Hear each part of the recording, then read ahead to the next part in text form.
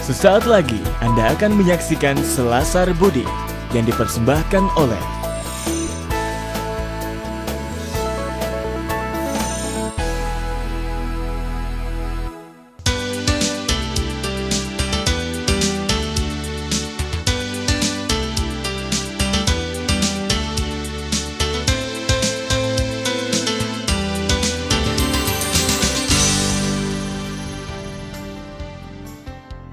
Pemirsa, Anda mungkin sudah tidak asing lagi dengan sosok Achan Bramavamso atau yang lebih dikenal dengan Achan Bram. Ia lahir di London tahun 1951 lalu dengan nama Peter Batts.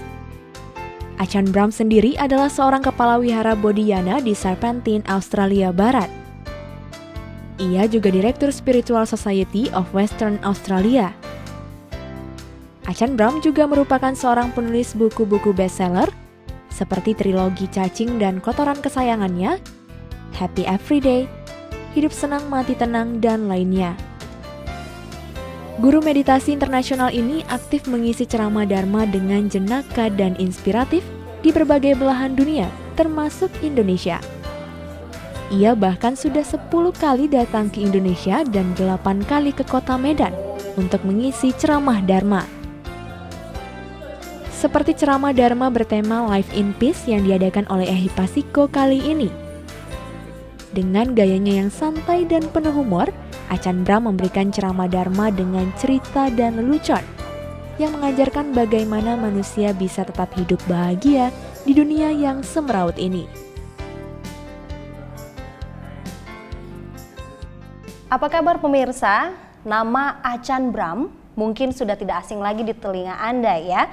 Tokoh internasional yang satu ini kelahiran London, Inggris tahun 1951, dikenal dengan buku bestsellernya yang berjudul Cacing dan Kotoran Kesayangannya. Hari ini tokoh itu sudah hadir bersama saya pemirsa eksklusif hanya di beranda orang-orang yang berbuat kebaikan, yakni Selasar Budi. Halo Achan. Halo Amanda. Apa kabar? Yeah, I don't know. How are you? How are you, Achan? I am bagus. Bagus ya? Yeah. You're good. Okay. Welcome to Medan, Indonesia. Thank you. Are you impressed with our country? Of course. This is my 5th or 6th time to come to Medan. So if I was not impressed, I would not come back again. All right. So what is your opinion about Indonesia, about Medan, about the people? Medan are always some of the kindest, most generous, most open people. Now, is this interview go all over Indonesia or just to Medan? All over Indonesia. That means that people in all the other cities which I visit are also kind and open. No, it's Indonesia's got a very wonderful culture. All right, Achan. What is bear meditation actually? Bear meditation is sometimes when people are sitting down trying to be peaceful, they do not have enough kindness. And so if we had a little bear like you see there, and you could cuddle that bear, and if you can cuddle that bear, it means it brings you a sense of safety and happiness and joy. It was just something which I found that too many people are too hard on themselves and hard on others. So sometimes they need a little hug. Now, of course, it's very difficult, for people of different genders to hug. So even though that sometimes I always told people if ever they feel lonely, they can put out their hands like this. Please put out your hands like this. All right. And then bring it in. Okay. And bring it in and give yeah. feel comfort. Feel the comfort, feel the happiness, feel the joy. And sometimes a little bear helps that. All right. Achan, bear meditation could help us open our hearts.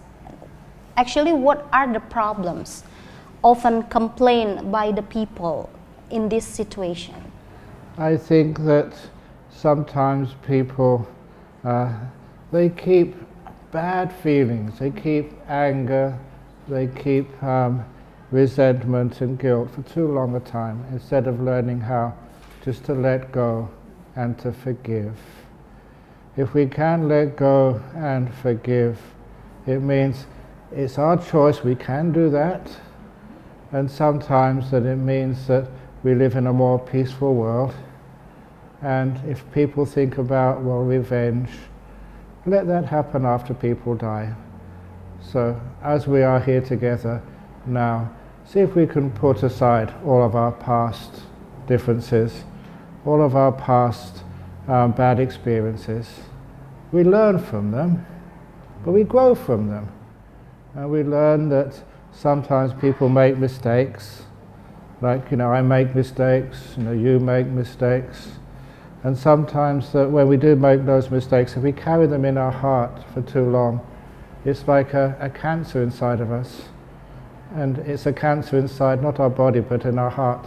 So we cannot have joy and love and peace in our world. But even just looking at a teddy bear, many people, especially in Western countries, we grow up with teddy bears. And we think that it's something soft and comfortable, reminds us of a time when, as little kids, we didn't really worry about what race, what religion, or who was wealthy and who was poor. We'd all play together. I always said when I was a kid, I didn't care what race, religion a person was, as long as they could play soccer, they were on my team, and they're my friends. Ajahn, how does bear meditation work in improving our quality of life? Okay. There's been a lot of investigation on mindfulness meditation, just being aware. But you find that just awareness is not really enough. We need to learn how to be kind so we can relax to the max. Relax to the max. Yes. So in order to do that, we need to be safe. We need to feel comfortable. And I remember see even now many times, you see a mother carrying her children. And it can be in a very busy street or a busy shopping center. And the child is fast asleep. Even though they're being bumped and bumped by other people in the shopping mall, the child feels so safe, can go fast asleep. And if you were strong enough to carry me, I would not fall asleep. I'd be afraid I would fall. But All right. when you're young, you have this wonderful confidence and feeling of safety. So this is what it brings back, a feeling of safety, of comfort, of simplicity, of love. All right. Ajahn, to be open heart.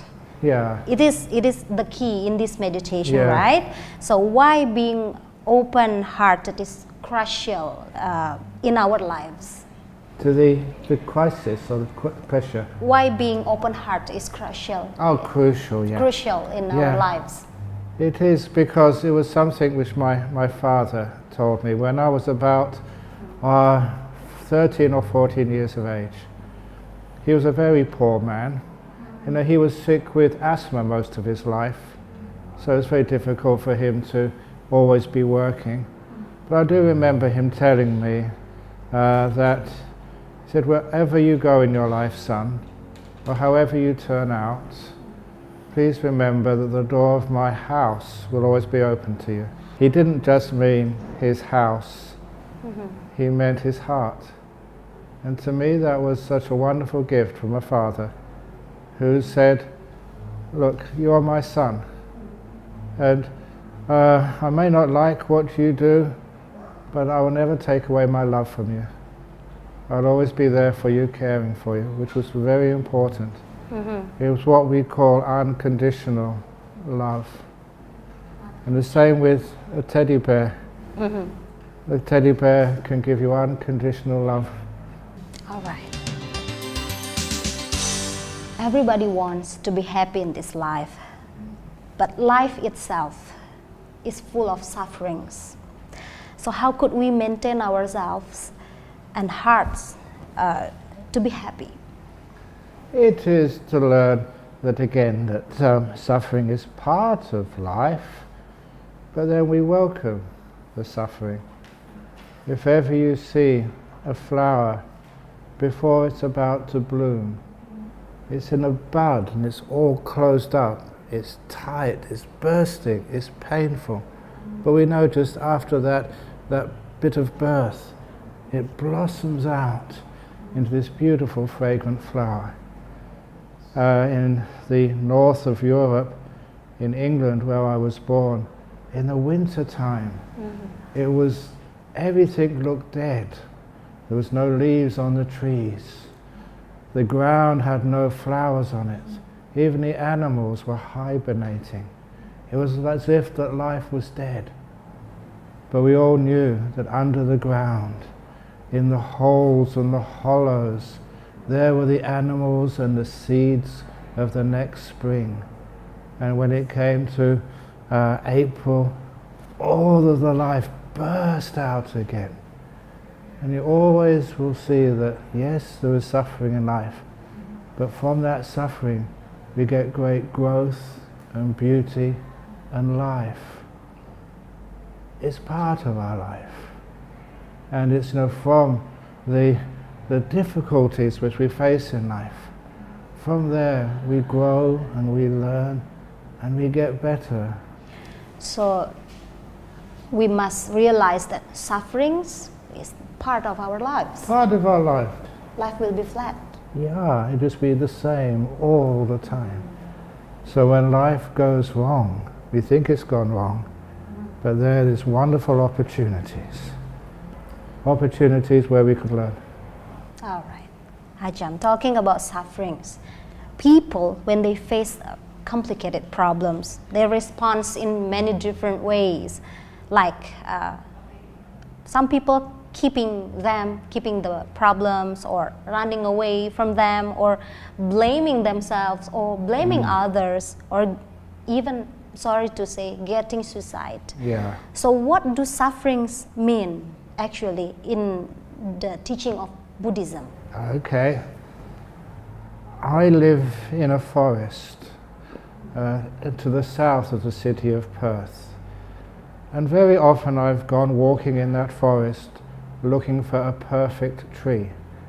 One which is really straight with all of the branches in the correct place, with only green leaves, no yellow or brown leaves, and no leaves which have been eaten by insects, with a perfectly smooth trunk. Such trees do not exist in the real world. Every tree is crooked.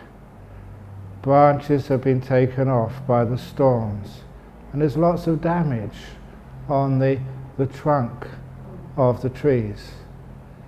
And in fact, the trees which are the most bent and crooked and twisted are my favorites. They're the ones I like to come and visit. They've got character.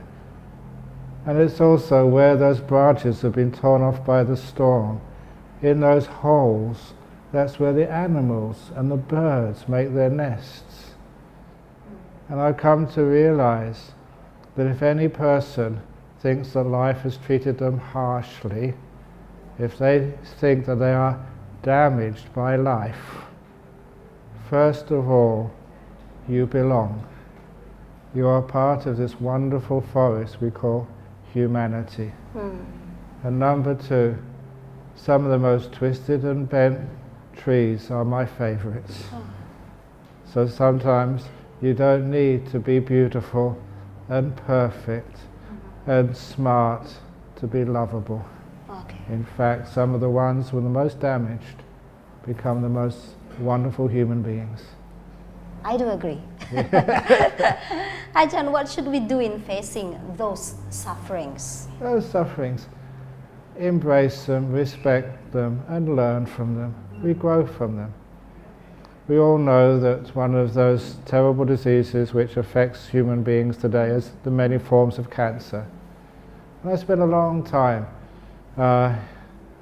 working and helping people with cancers. And I don't know how many times, hundreds of times, and they've been through a lot of pain and distress, Yeah. but they've woken up to what's really important in life. It's not their wealth and their power and their prestige.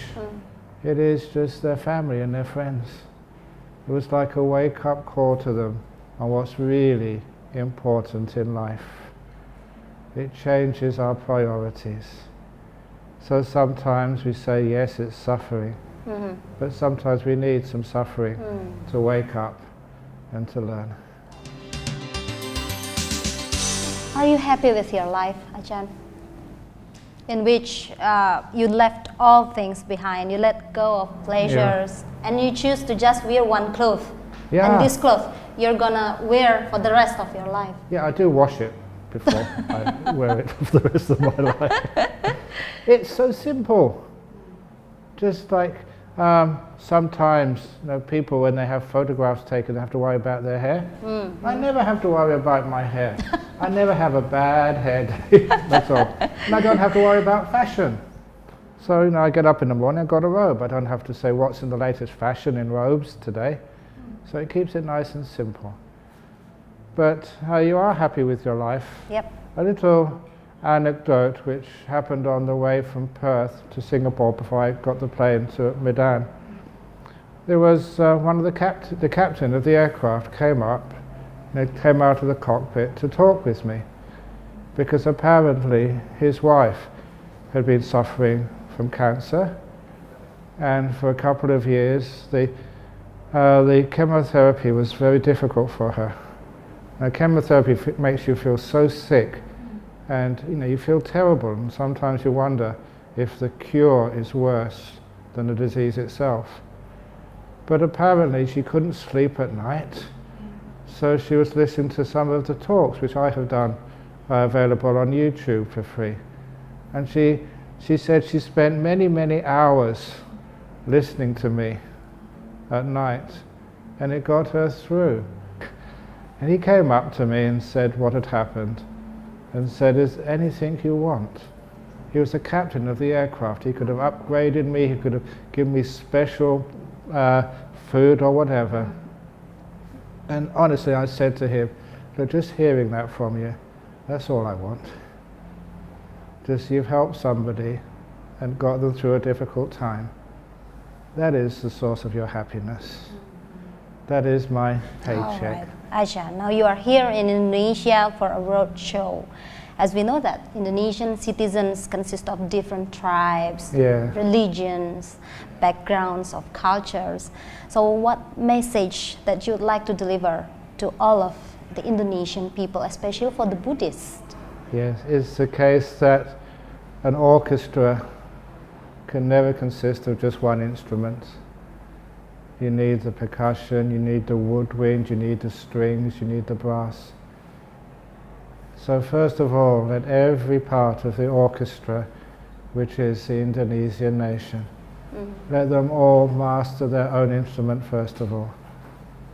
The different religions, the Panchasila, please, let all of them be good at their particular instrument. But don't stop there. Let everybody start learning how to play together in harmony. Oke.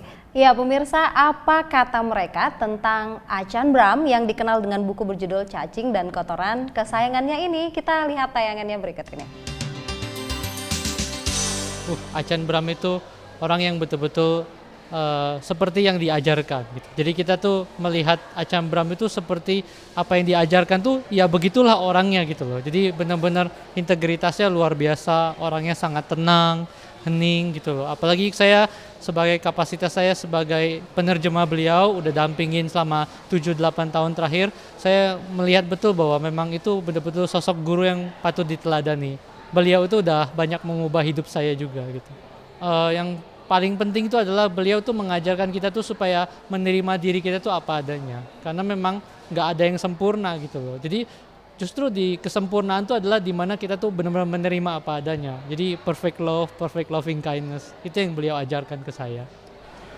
Ya, bagi saya sosok Ajahn Brahm itu seperti seorang guru ya. Seorang guru, seorang ayah, seorang sahabat. Yang mana setelah saya membaca bukunya, dimulai dari buku Si Cacing dan Kotoran Kesayangannya, itu sangat menginspirasi saya ya. Karena dulunya kita tahu manusia ini kita punya banyak masalah ya.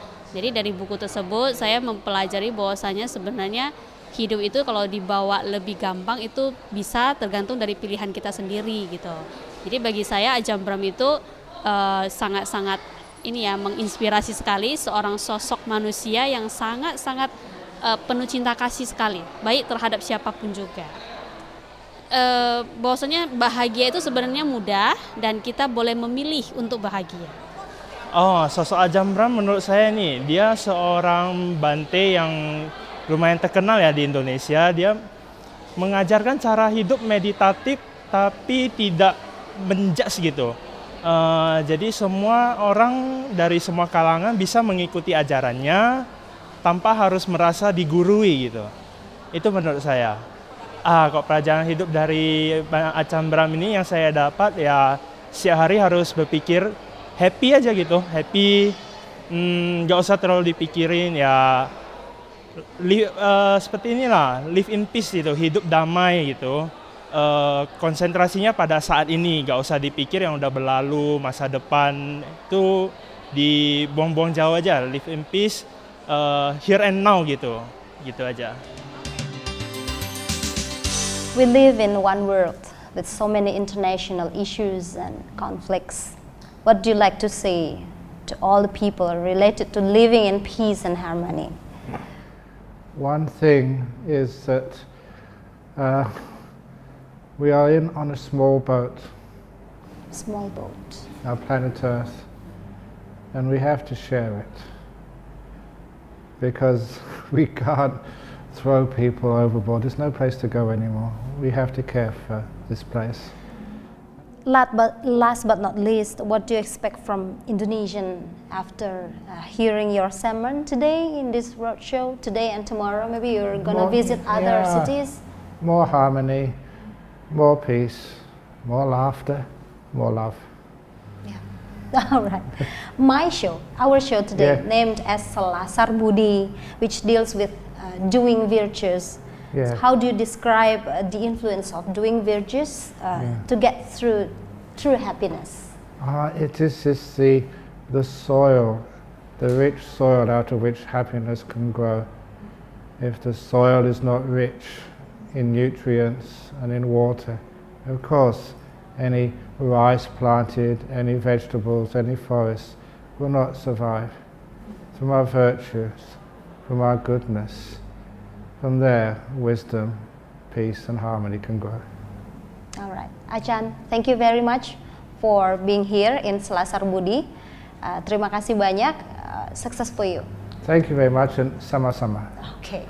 Pemirsa, demikian wawancara eksklusif saya bersama dengan Ajahn Brahm, seorang tokoh Buddhis internasional yang juga seorang motivator, penulis buku fenomenal yang kali ini menulis buku berjudul Bear Meditation. Semoga bermanfaat apa yang sudah kami diskusikan hari ini. Saya Rahma Mandasari pamit, sampai jumpa di episode berikutnya. Jangan lupa untuk jadikan diri bermanfaat bagi orang lain. Sampai jumpa.